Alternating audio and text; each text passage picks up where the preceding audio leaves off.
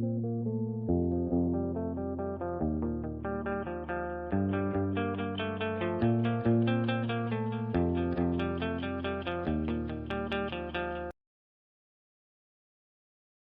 4 keys instant calculations. We have an interesting question here under the topic of gravitation. If you're in the Glendale Bindura area, make a date with us. We're going to be available with all the smart learning tools, so don't miss out. Make a date with us. You can also join our WhatsApp groups, 4 keys online seminars, to get notifications. So let's go straight to the question, which says the Earth may be considered to be an isolated sphere of radius r with its mass concentrated at its center. The variation of the gravitational potential or the distance x from the center of the Earth is shown in the graph. So hopefully you can see that graph.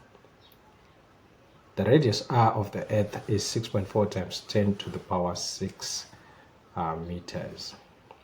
So we are asked here that by considering the gravitational potential at the Earth's surface, determine the value for the mass of the Earth. By considering the gravitational potential at the Earth's surface, determine the value for the mass of the Earth. So in other words, use gravitational potential at the Earth's surface to determine the value of the mass of the Earth.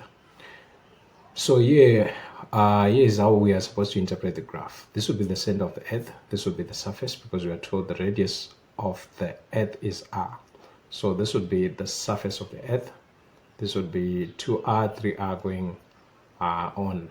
So at r, which is the surface, we would need to understand the gravitational potential. So if we go down to this point here, if we look at our scale here, it's a in between here is a 7. So this would be 2 4s 6.2.4.6 going like that. So this would be 6.2 times 10 to the power 7.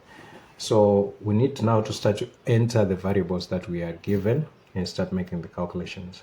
We want to determine the mass. Okay, so we are saying here we are given the gravitational potential, which is 6.2 times 10 to the power 7. So that's our first variable. We are so sure about that one.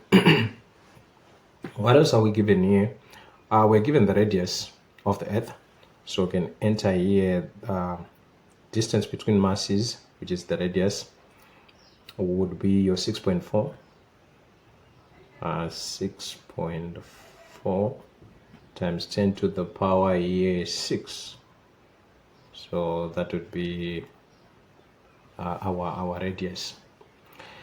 We also know, what else do we know? So with those two variables already, it's possible for us to determine the mass just with those two variables. So let's look at the calculation here.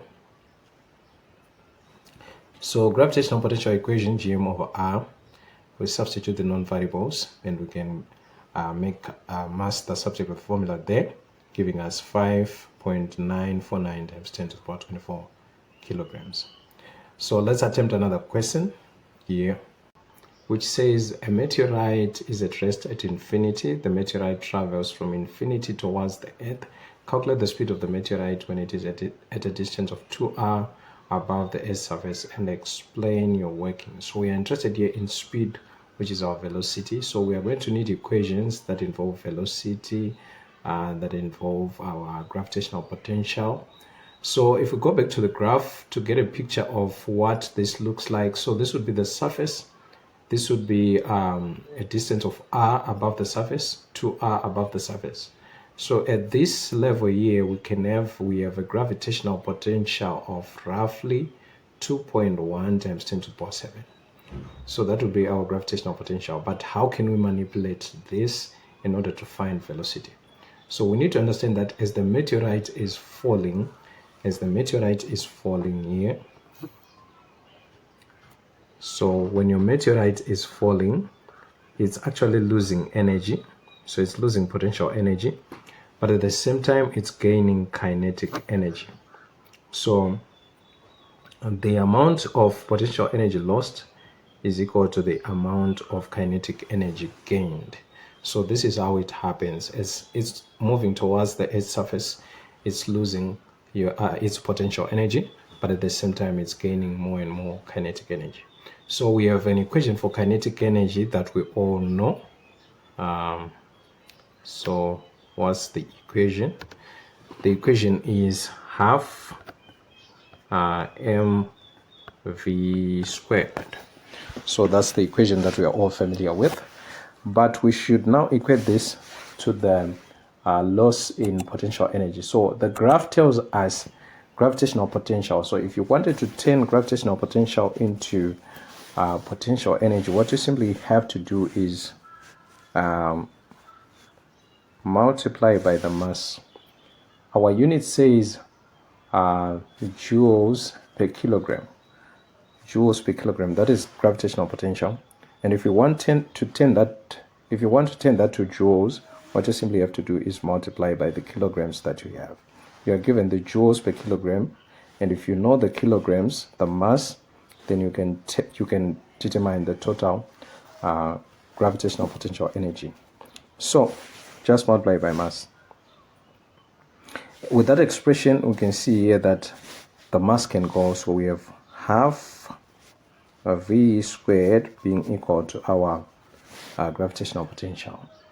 So we said here, we estimated and say the gravitational potential is 2.1 times 10 to the power 7. So what you simply have to do is solve for v squared there. If you say by 2 here,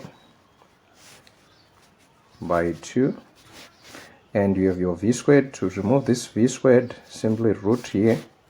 So this expression, if you solve it for v, you are going to get a value of, the value becomes here, your 6.5 times 10 to the power 3. 6.5, so you can do that and check 10 to the power 3. What are we talking about here? Meters per second. So basically this is how we would go about the second calculation. Hopefully it makes sense for you. So you can join our WhatsApp groups for more discussions. You can contact me so that we can expand on this. So see you in our WhatsApp groups. See you in the next video.